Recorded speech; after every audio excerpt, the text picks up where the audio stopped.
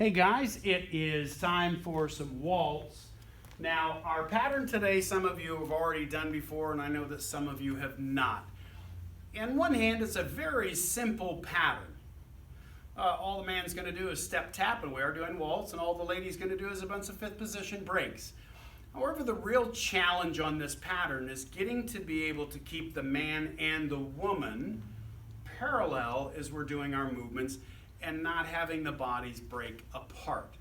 Now, that's just as much the man's responsibility as it is the lady's. In other words, when I'm dancing with a partner, the most important person is the person I'm dancing with, not me.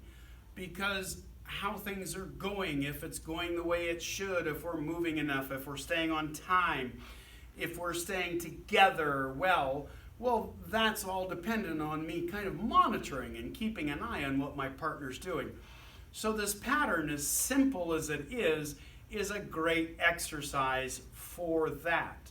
And also especially for the lady to realize that we can turn, or the man too, that we can turn something that doesn't change our relationship to our partner. In other words, as the bodies rotate through space, we should see them staying roughly parallel as they go.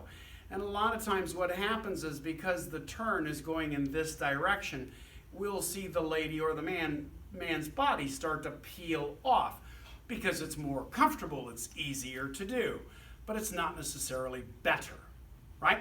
So man's part to this pattern, pay attention men, it's very complicated. Let me see if I can demonstrate it so that you understand. 1, 2, 3, 1, 2, 3, 1, 2, 3, 1, 2, 3.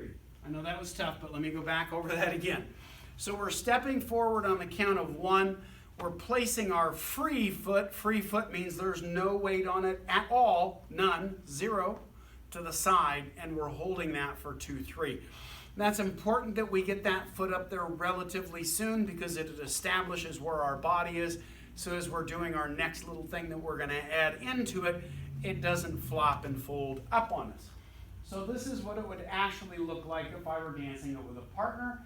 It would be 1, 2, 3. 1, 2, 3. You'll notice the foot's down before I say the word 2. 1, 2, 3. 1, 2, 3. And I would simply come out of this doing a left box turn for the most natural thing to follow that with.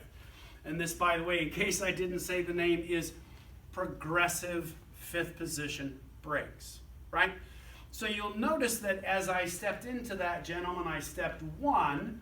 Now, the lady, while I'm stepping forward, is moving from my right side to my left side in this instance, and the next change of weight will be the other way. So as I'm stepping forward into her, I'm monitoring where she's going with my torso so that when she gets to her rock, my upper body is as much toward her as possible. You'll notice I haven't turned my hips or my legs toward her because I don't want to do that. I'll lose my balance, the movement will lose shape, I'll lose my ability to influence where the lady goes. So I'm simply rotating my upper body as the lady's moving across me. In other words, if we watched a lady stand here and do fifth position breaks, and she was standing there by herself doing them, right? So picture that's the lady doing fifth position breaks. And if I were standing absolutely still in front of her, my upper body would follow where she's going, right? So while I'm doing this combination of movements, that's exactly what I am doing. So the lady literally is going from one side to the other of the man because he's going down a straight line. If you didn't notice that, it stayed virtually straight down the line. Like if I put a piece of tape on the floor going away from the camera, you're going to see, not like I'm thinking about that, but that is how the pattern works. So I don't have any left or right movement with my progression. It's straight down the floor. If you move to the left and to the right, you increase the lady's distance that she has to travel to the point where she can't do it, and that's when the bodies start to break up. Now, ladies, All you're doing on this pattern is a fifth position break. You're going side and rock step and side and rock step, and you're doing 4 of those, right?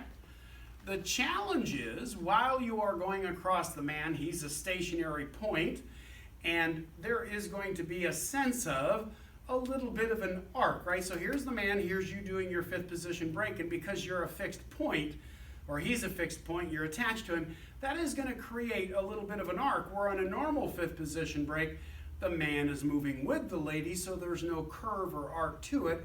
But in this pattern, because the man is going just straight forward on each one of those movements, that's going to create an arc-like effect to that. Now here's the kicker, right, for you girls. The tendency is to follow that arc, you'll turn your hips and your shoes off of the man, and that is bad, right? What we have to do on the fifth position is keep our spine, our center line, to the man. So as we're moving through there, you can imagine here's my partner. As I'm coming across him, you can see I'm keeping my body, my center line, to the man as I'm doing that. So I'm not turning away, because then that took me off my partner. So again, as I mentioned at the beginning of the video today, this is a very simple pattern, but it can be a pattern that you could spend the rest of your life working on and just get the subtleties and the nuances of it. But today we're really focused on keeping that relationship of the man and the lady. So most of you that have done this before, we didn't necessarily talk about this part of it in class. So now that you've got the video and you can keep watching it over and over again, thought we'd bring that into it. So as the lady, you're going to see that arc as I'm going around my partner, and of course it is going to progress. I don't think about that. That's simply reacting to the man stepping forward. So each side step's going to be a little further down the line than the one before, right? But again, you'll notice my hips and everything are staying square to my partner and not breaking or peeling off, right? So whether you're by yourself or with a partner, there's definitely work that you can do on this movement to help sort it out. I will say that, we have rise and fall in waltz. This is our beginner level class. We don't normally talk about that. But since we don't have any real true beginners this month in this class, we can talk a little bit more technique. Since there is an arc rise and fall that we have, right, that is going to create some shape, like a pendulum swinging from side to side.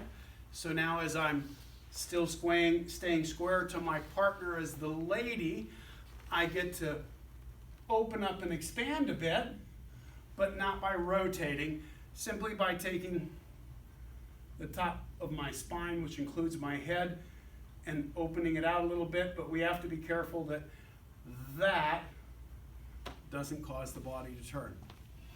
All right, you guys, I really do hope you're enjoying these classes. Again, I'm going to say I don't get any feedback from you, except for one person. That person knows who they are. Every time I post a video, I get a little feedback.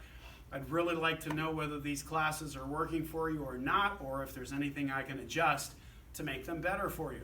So thank you very much again, guys. This was our beginner level waltz today, and this was the progressive fifth position break.